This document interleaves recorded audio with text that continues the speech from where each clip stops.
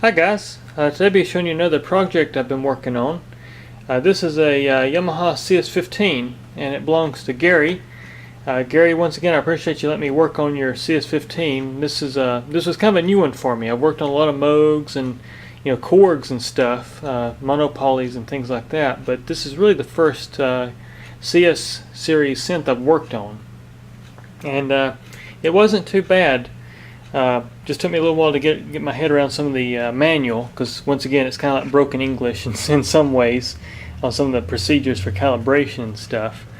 But anyways, for anybody that's watching this, basically his biggest problem was dirty pots. You turn knobs and they wouldn't respond correctly, or they'd have a lot of crackling, or they'd just be dead spots.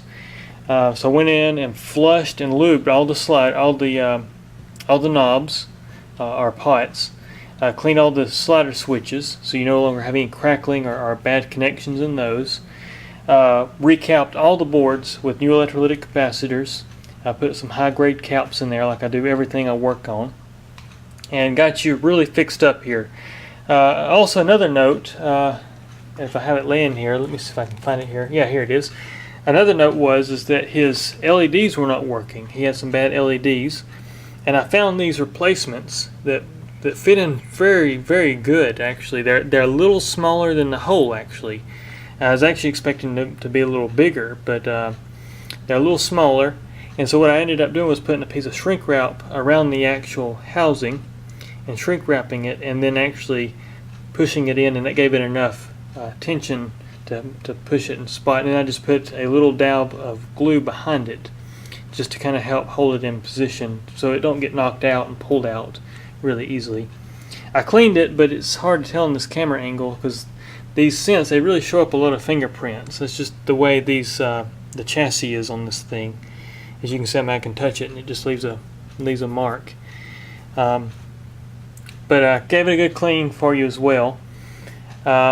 But back to these LEDs, I'll just show you here. I got a part number for these LEDs in case anybody ever needs any. This is a great part number that seems to work very well. This right here is what you need. The SSI, so I think that's the manufacturer part number. LXH312ID-300 is the part. And that's these LEDs. And as you can see, I'll just strobe through his.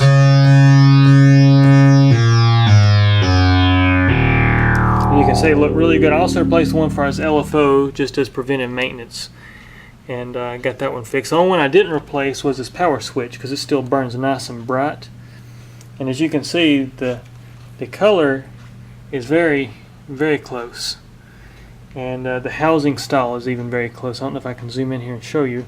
But you can kind of see the outer ring versus the new ones. These have a little more of a curve to them, but really I was glad to find something that would work in the place of the old ones because I really was unsure. But I spec'd these out and they worked really well, so that's what I recommend. If anybody out there is looking for LEDs for these things, that's a good part number. Let me put my camera on the tripod and I'll walk you through some of the controls because it's just hard to work on this synth with one hand. And this is one of the few that I just have to have both hands for because there's so much going on with it. Let me get my camera here on my tripod. Put this around so I can see where I'm at. There we go. Alright, so anyways, as you can hear, oscillator 1.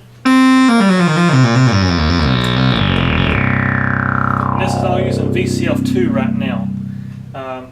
But you have two VCFs in this thing, guys. That's what makes this thing so cool. Here's oscillator 2. Them together.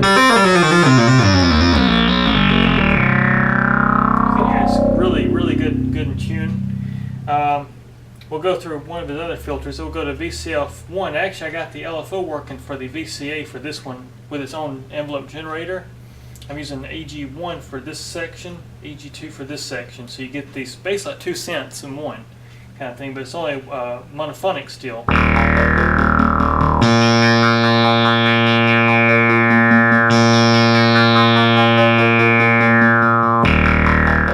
This is VCF1. I'm using a high pass filter.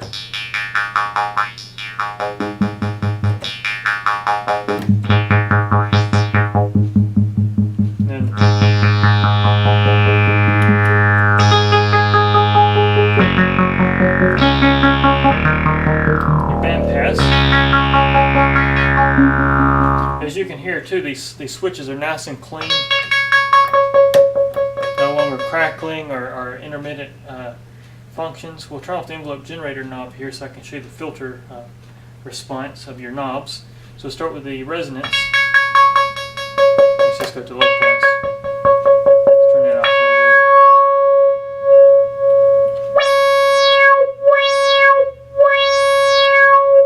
As you can hear, it's nice and clean response.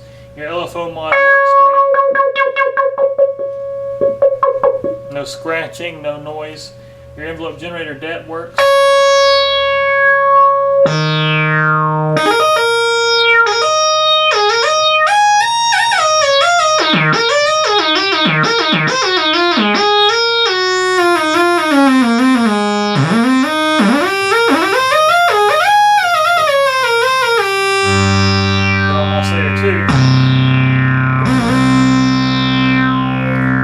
This section, now this is your VCF2. We'll do the same thing, we'll bypass your VCA.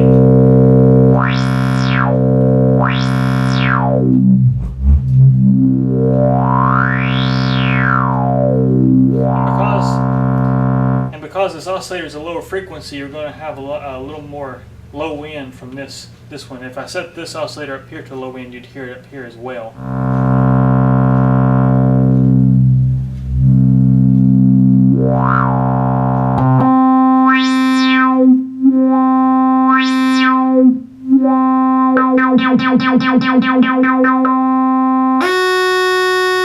Same thing here.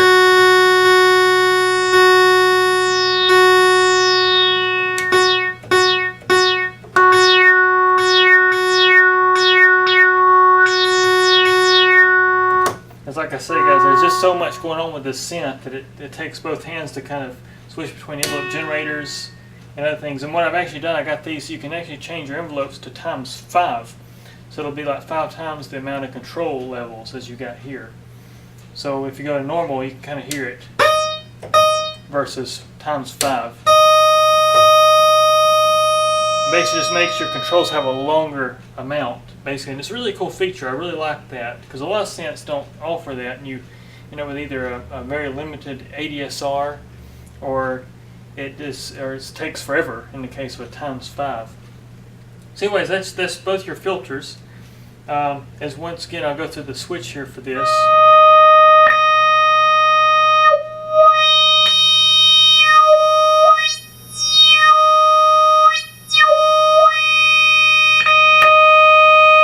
As you can hear, and all that's working. Your LFO mod works for your VCA as well.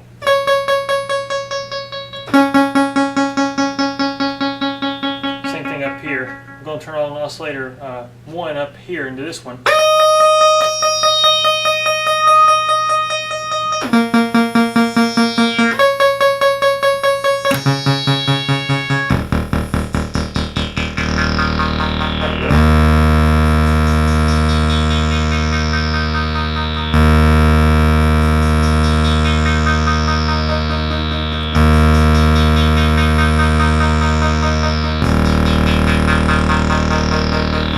That's working great.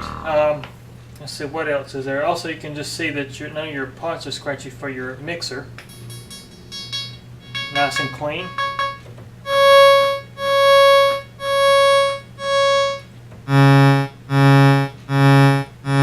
So that's working great. Your noise works. You just want that filter.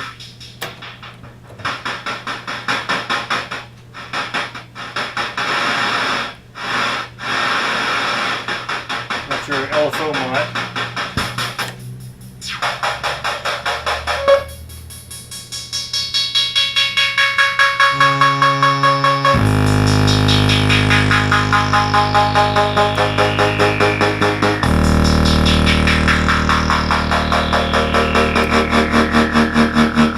That's your sine wave.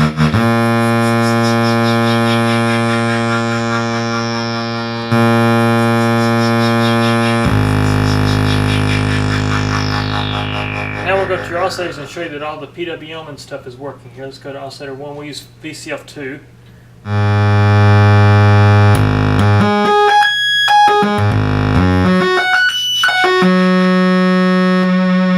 Here's your pulse width modulation.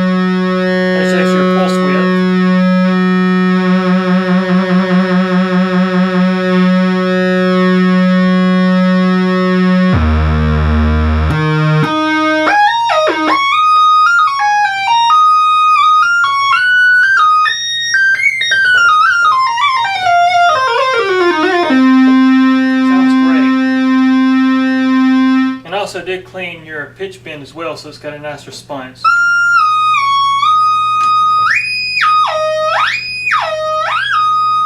No fuzziness in your pitch or frequency. And then also oscillator 2, I'll show you. Well, actually, let's go back here. I'll show you the waveforms. That's your sawtooth, and that's your triangular wave.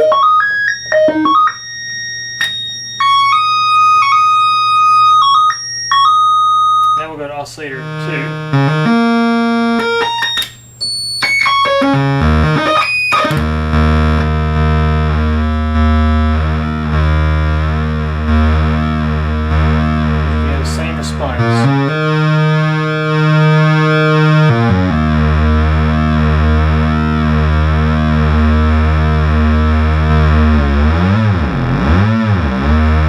And also, I did forget to mention,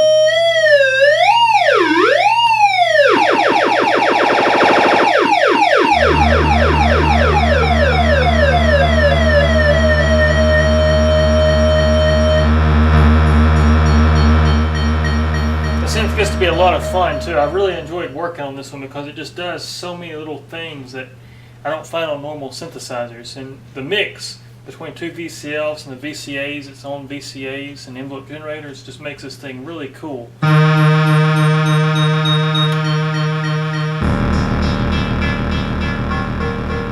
And you also got your brilliance control over here, like you find on a lot of the CS series stuff.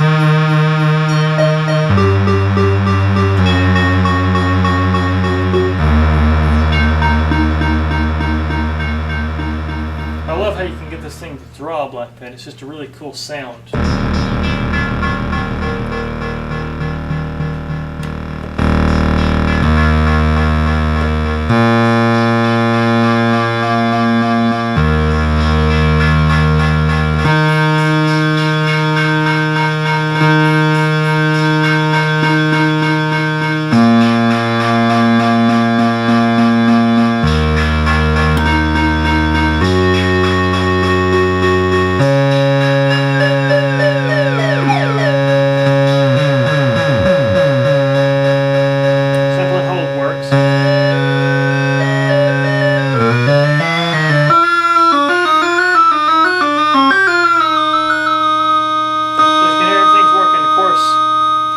Portamento earlier.